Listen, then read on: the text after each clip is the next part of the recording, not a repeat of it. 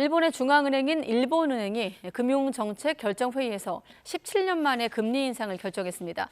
물가와 임금 상승 등이 주요 배경으로 꼽히고 있는데 그동안 이어왔던 금융 완화 정책들도 큰 변화를 맞을 것으로 예상되고 있습니다.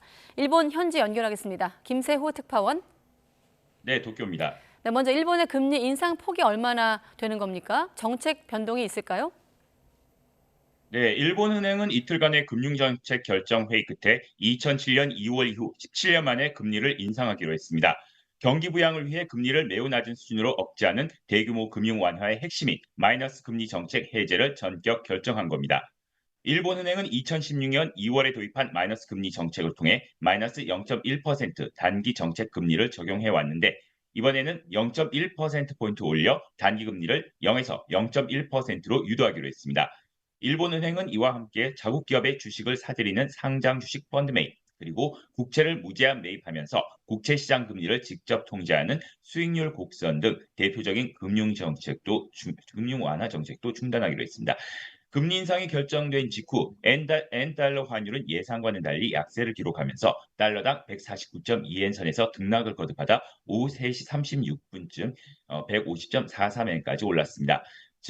증시는 금리 인상 소식이 전해진 뒤 크게 오르면서 니케이 지수는 4만 3으로 장을 마쳤습니다.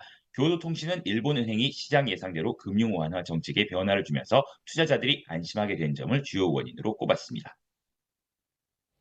네, 국내 경제와도 좀 연동되는 측면이 많아서 국내 언론도 관심인데 이렇게 일본은행이 금리 인상에 나선 배경은 어떻게 파악되고 있습니까? 네, 일본은 거품 경제가 무너지면서 자국 경제가 디프레이션에 빠지자 세계에서 유례가 없을 만큼 저금리 정책을 이어왔습니다. 하지만 최근 시장에서는 금리가 오를 것이라는 예상에 힘이 실려왔었는데요. 주된 배경은 일본 기업들의 잇따른 임금 인상 흐름입니다. 일본 노동조합 총연합회 렌고는 올해 평균 임금 인상률을 중간 집계한 결과 지난해 같은 시점보다 1.48% 높은 5.28%로 파악됐다고 밝혔습니다. 특히 최근 도요타 자동차 등 대기업들의 노조의 임금 인상폭을 잇따라 수용하면서 이런 흐름이 기업 전반으로 이어질 수 있다는 기대감도 커지고 있습니다.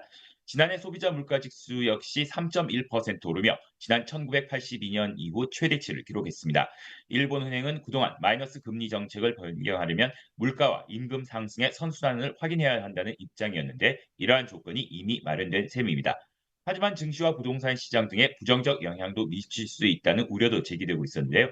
우에다 가조 일본은행 총재는 시장의 혼란을 막기 위해 당분간 완화적 금융 환경을 유지하겠다고 밝혔습니다. 지금까지 도쿄에서 YTN 김세호입니다.